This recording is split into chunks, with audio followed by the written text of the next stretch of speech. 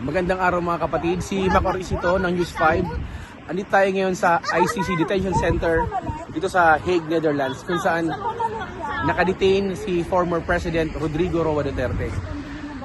Andito rin ngayon ang ating ibang mga kababayan, nagtipon-tipon dito ngayon to show their support. Kumustahin natin sila.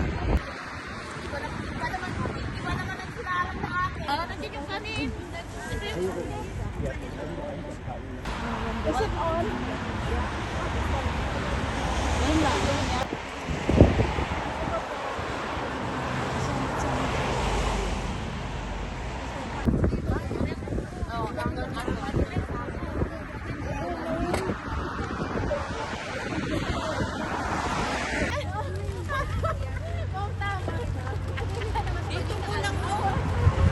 Sorry. Dagdalin lang. Mostly sa... Kasi Sil, matagal na kayong pabalik-balik dito, di ba? Tama?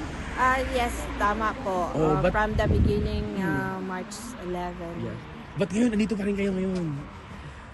To show the support sa kantatay na nasa loob siya, na hindi siya nag-iisa. May tao sa labas na mga supporters na naghihintay din sa kanya kung kailan siya makalabas. So we just yun lang ang may tulong namin na moral support at saka yung may show namin yung love at saka yung care. Tita Elsie, saan pa kayo galing? Galing po ako sa Vienna, Austria. Karating ko lang kanina. Oh, ba't po kayo nandito Nandito po ako kasi sumusuporta ako sa mga Pilipino na nandito para sa kausa ni Tatay Digong. Tita, medyo malamig, medyo di na rin kayo kabataan, pero nandito pa rin kayo ngayon. Oo nga, kasi sabi nga ni Lord, go there, it's urgent. Okay, yun lang. Kaya, at saka yung nakikita ko yung pag-host ng mga tao dito, ang lamig-lamig.